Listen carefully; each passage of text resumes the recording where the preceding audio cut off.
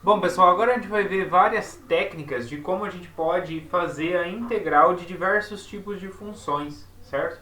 Várias técnicas de como resolver integrais indefinidas, a gente vai ver. A primeira delas é por substituição ou mudança de variável. Então vamos ver do que se trata. Então seja f' e f'ão, duas funções tal que f'ão' de x é igual a f' de x, né? Ou seja, a f'ão é a primitiva da f'. Supõe que g seja outra função derivável de tal forma que a imagem de g esteja contida no domínio da f'ão. Podemos então considerar a composta, né? Por isso que a gente está pedindo que a imagem da g esteja contida no domínio da f'ão. Então posso considerar a f'ão. Bom, agora usando a regra da cadeia, então, como que funciona a derivada dessa composta? Derivada de f bola g.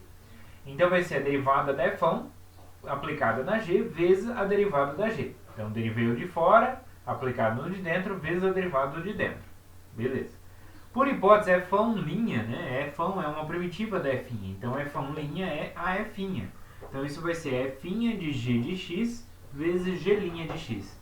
Então quer dizer que essa composta é uma primitiva dessa função aqui, ó, desse produto. Tá? Então f bola g é primitiva de f' composta com g vezes g' de x. Então a integral dessa função é exatamente essa mais uma constante. Né? E aí se a gente fizer então o g de x como u, chamar de u, então o que vai acontecer? Quem vai ser o du? Né? Toda vez que a gente faz isso aqui, pessoal, ó, u igual a g de x, uma função de x, quando eu derivo, vai ficar a derivada de u em relação a x é igual a g' de x, né? Só que eu vou passar esse dx, lembra que esse du e dx pode ser visto como diferencial? Então eu posso ver ele como um pequeno número. Então eu posso passar ele multiplicando. Então du, ele é g' de x dx, né? Como a gente obteve aqui, ó. Tá?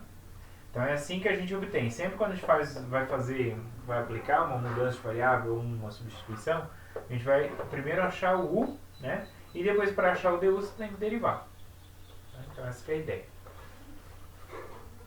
Ok? Então se eu chamei g de x de u, o du vai ser g' de x dx. Então como que fica a integral? Essa integral dessa função. A integral de f bola g vezes g' de x dx. Ó, o g' de x dx vai virar o nosso du. E o g de x o nosso u. Então vai ficar a integral de f de u du. F de u, a primitiva de f'ão de f' é f'ão. Então vai ficar f'ão de u mais uma constante. Então na prática a gente deve definir quem é a função que eu vou chamar de u, o que eu vou chamar de u, tá? Conveniente, de tal forma que a integral obtida seja mais simples. Aqui a gente tem, na verdade, dois métodos, né? A maioria deles é quando a gente está com uma integral mais complicada, né? Como essa aqui, por exemplo, e aí você chama g de x de u e aí passa para uma integral dessa forma, né? Uma integral, né, de f de u du. Fica mais simples.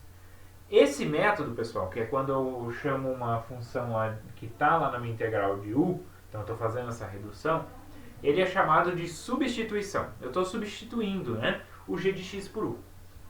Agora, eu poderia pensar o contrário. Às vezes, tá, pessoal, a gente vai ver alguns casos, às vezes é interessante aparecer alguma coisa, né, para simplificar.